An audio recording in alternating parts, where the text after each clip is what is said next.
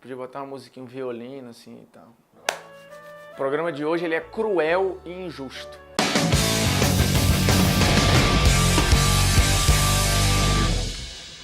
Fala moçada, beleza? Polêmicas vazias na área com uma questão que eu já falei aqui, ela é injusta, né? Ela é aproveitadora, ela é absolutamente escrota. Quem decepcionou mais nessa Liga dos Campeões? Pep Guardiola ou Cristiano Ronaldo? Antes de qualquer coisa, convido a você a se inscrever no canal, tocar na notificação, compartilhar nosso conteúdo, deixar seu like maroto, enfim, cumprir todos os protocolos de alguém que curte o YouTube, entendeu? Que é para cada vez mais a gente ficar relevante para esta plataforma, porque eles vão entender ali nos algoritmos que tem conteúdo legal sendo feito ali, então você dá o like, compartilha, comenta, sugere tema, mas o mais importante é se inscreve na porra do canal e toca na notificação, porque senão não adianta absolutamente nada. Então vamos lá, Cristiano Ronaldo, Pep Guardiola, os dois eliminados precocemente nas quartas de final da Liga dos Campeões. A Juventus caiu diante de um Ajax absolutamente encantador que já tinha eliminado o Real Madrid, extremamente poderoso. Mas lembremos, o Ajax jogou melhor os dois jogos contra o Real, jogou melhor os dois jogos contra a Juventus, portanto uma classificação absolutamente justa, tanto nas oitavas quanto nas quartas de final. E o Manchester City, hein? Uma goleada absurda para consolidar a classificação nas oitavas de final, 7-0 diante do Schalke, depois de ter tomado alguns sustos na Alemanha. E aí vem o jogo contra o Tottenham nas quartas de final e a eliminação. Uma eliminação dramática, dolorida, para muitos até cruel, mas num jogo alucinante. Há muito que eu não via um jogo tão legal, tão emocionante, tão maravilhoso em qualquer competição como foi City 4, Tottenham 3.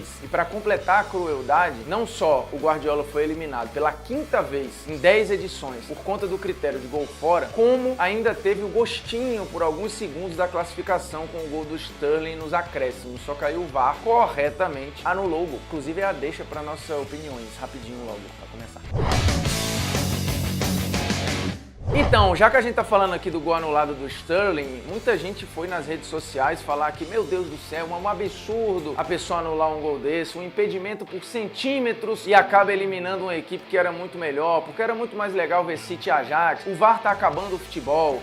Desculpa, você tá errado do começo ao fim. Inclusive, o Polêmicas Vazias já fez programa específico sobre o VAR, está exatamente aqui ou exatamente aqui, e aí você vê lá todos os argumentos que defendem o VAR. O problema é, você não pode, em prol de um suposto romantismo, ou para beneficiar o clube que você mais simpatiza, ou o técnico que você mais gosta, ou a historinha que você acha que é a mais bonita, em prol disso, corroborar com um gol ilegal, com um gol irregular. O gol do Sterling é um gol que começa no impedimento do Agüero. E a regra, ela é simples de entender. O movimento do Bernardo é um desvio na bola, também é um gesto técnico, enfim, o que quer que fosse. Quando a bola toca no Bernardo Silva, se inicia uma nova jogada. E nesta nova jogada, vindo de um companheiro do próprio time, o Agüero está em posição de impedimento. O impedimento, ele é de centímetros? É um impedimento pequeno?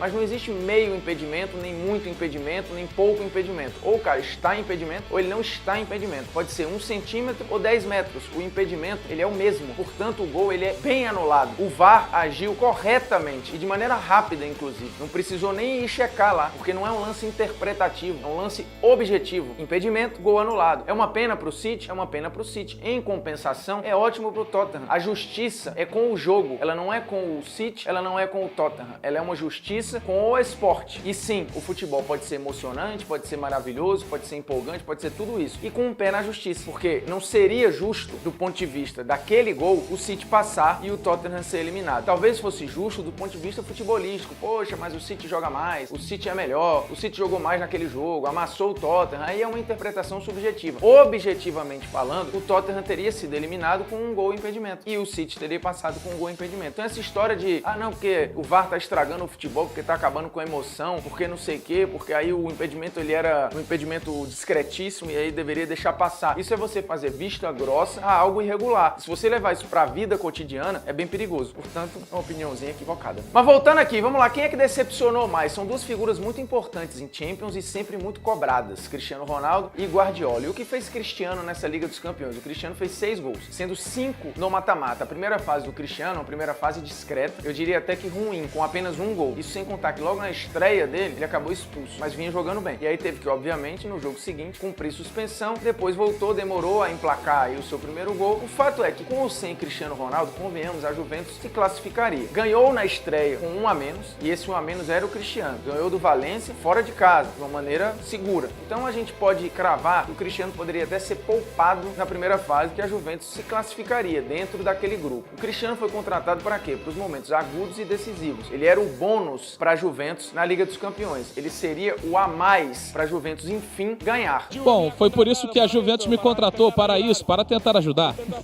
e tentar fazer o meu trabalho, e obviamente estou muito feliz.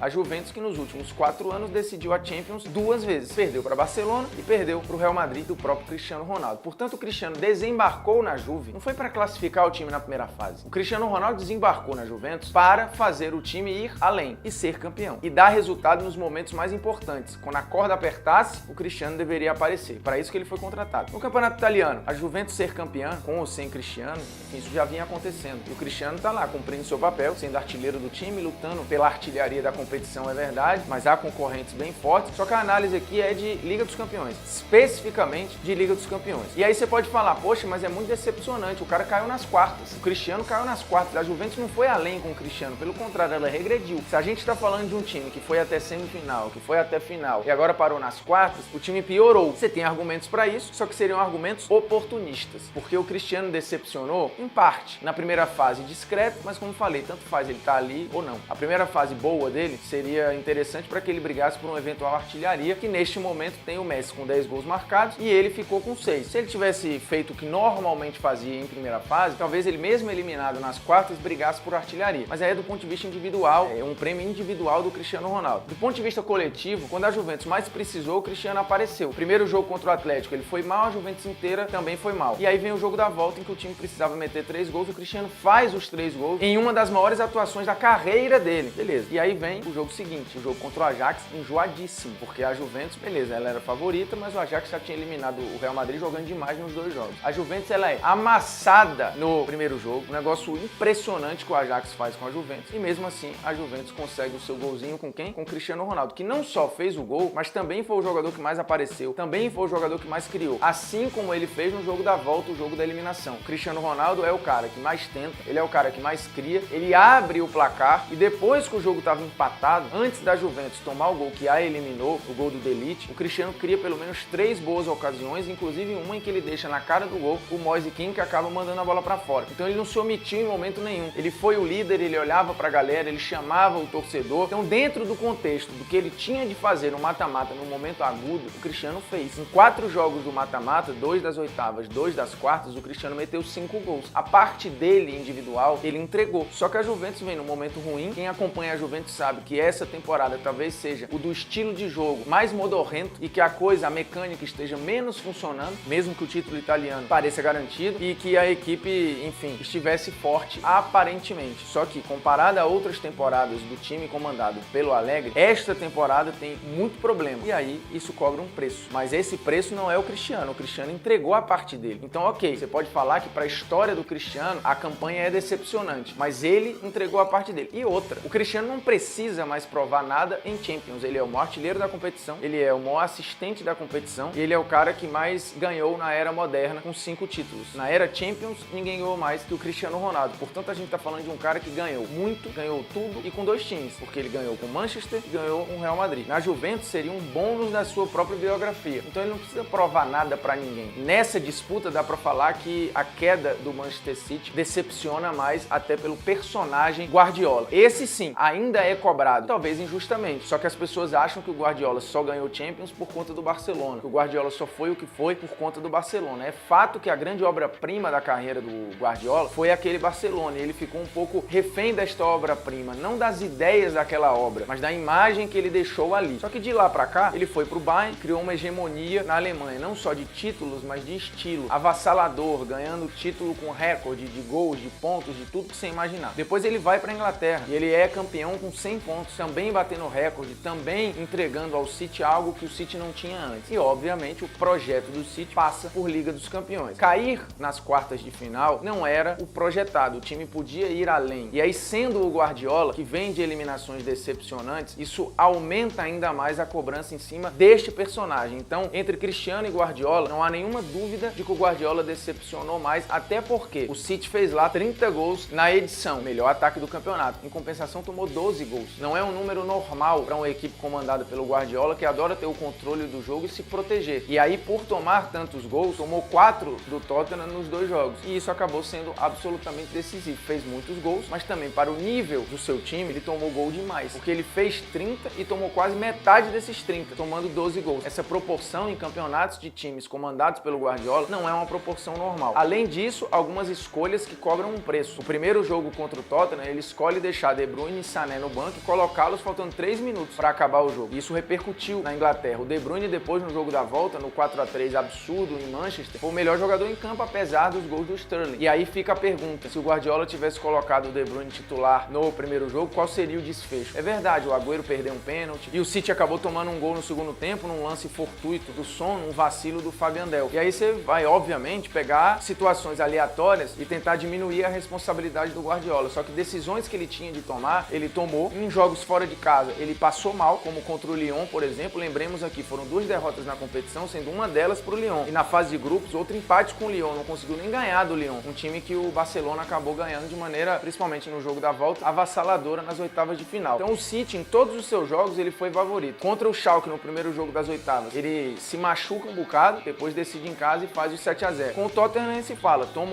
1-0 e toma uma virada no jogo em casa. Ou seja, o time que em algum momento ficou exposto por decisões do Guardiola. Não ter posto o De Bruyne na primeira partida, ter barrado o Fernandinho no jogo da volta e colocar o Gundogan na cabeça de área, o que deixou a área em alguns momentos desprotegida, e 2 gols do Son saem exatamente ali. Portanto, o Guardiola foi responsável em parte, sim, pela eliminação. E estou falando aqui como um cara que é absolutamente fã do Guardiola, fica naquele rótulo de guardiolista e tal, mas não posso ser cego e a gente não pode ser injusto. Entre Cristiano e Guardiola, o Cristiano fez muito mais do que se esperava dele do que o Guardiola. Apesar de, como eu falei no início do programa, isso aqui é um polêmicas cruel, porque falar que é decepcionante talvez seja uma palavra exagerada. Só que se espera de Cristiano e de Guardiola em Liga dos Campeões mais. E aí por isso que a gente talvez estique na análise e seja tão exigente. Mas é isso. Um City que perdeu 2 jogos, empatou outro, fez 30 gols, mas tomou 12, e que em vários jogos fora de casa, na primeira fase e no mata-mata, acabou sofrendo por escolhas do Guardiola, que, como lembrou o Léo Miranda, nosso companheiro de Globoesporte.com, pela 5ª vez é eliminado em Liga dos Campeões por conta do critério do gol fora, ou pela influência do gol fora de casa, e isso em 10 participações, ou seja, em metade dessas participações, o Guardiola talvez não tenha sabido administrar o gol fora, e de novo não soube. Enquanto isso, o Cristiano foi fazendo o que era possível, os seus gols, só que só os gols do Cristiano não foram suficientes para a classificação da Juventus. Então, entre Cristiano e Guardiola, infelizmente, Guardiola decepcionou mais nessa Champions 2018-2019. E vamos encerrar com a nossa dica cultural aqui, o livro Seja no Mar, Seja na Terra, contando 125 anos de história do Flamengo. O livro é recém-lançado pelo Roberto Assaf, um dos autores mais atuantes na literatura esportiva que a gente tem no Brasil. O livro tem uma capa que é fantástica e uma temática que ela é muito diferente do habitual. Por quê? Porque o Assaf pega o Flamengo como clube e mostra, desde 1895 até agora, como o Flamengo foi influente e importante em mudanças sociais, econômicas e até políticas no Rio de Janeiro. Então é um livro que vai além do campo e bola. Ele vai mostrar a instituição Flamengo, o quão grande é esta instituição para o Rio de Janeiro, automaticamente para o Brasil, né, já que o Rio foi capital do país durante muito tempo, enfim. Então a existência do Flamengo, as disputas no Flamengo, tudo no Flamengo envolvendo coisas que acabavam ecoando na cidade inteira. É uma leitura que vale muito a pena, um livro fresquinho, saindo agora do forno e que é importante para quem é Flamengo, para quem não é Flamengo, mas principalmente para quem gosta de entender o tamanho da importância de um time de futebol, seja o Flamengo, seja o São Paulo, seja o Palmeiras, enfim. A bola da vez é o Flamengo aqui, seja no mar, seja na terra, lembrando que é um trecho do hino do Flamengo invertido, né? E o polêmica aleatório, hein? Eu esqueci de falar no começo do vídeo, mas é o quê? Tesourinho ou cortador de unha, o chamado unhex. Olha, eu sou fã do unhex, que é absolutamente prático. Como eu sou canhoto, eu tenho muita dificuldade em cortar a unha com a outra mão, com a tesourinha. E eu nunca consigo, ela precisa, a unha tem que estar mole e tal, pra conseguir cortar direitinho, dependendo do tamanho da unha. O unhex não tem a mecânica da alavanca faz com que qualquer tamanho de unha seja cortado perfeitamente pelo unhex, e aí eu não tenho problema nenhum em ser canhoto ou destro, o Uniex resolve meu problema de qualquer forma, então viva o Uniex. O Uniex, inclusive, que é a marca, né? Eu tô fazendo propaganda aqui na marca à toa. Mas se o Uniex quiser patrocinar aí com vários Uniex caindo aqui na nossa cabeça, seria útil, porque o que eu quebro de Uniex é piada. Nunca aconteceu contigo, não? Tentar tá fazendo aqui, o bicho pum, salta. Pois é, aí é porque não deve ser Uniex, né? Deve ser a marca vagabunda que é bem mais barato. Pois é, Uniex, vamos aqui pra nós, né? Que eu adoro Uniex. É isso aí, o nome é fantástico, né? Uniex é genial. Então é isso, acabou Polêmicas Vazias. Deixe seu like, compartilhe o conteúdo, se inscreva no canal, toque na notificação, faça a porra toda e indique temas aqui embaixo, por gentileza. Um grande abraço, hein? Valeu, tamo junto. Eu tô camuflado hoje, agora que eu vi no cenário, hein?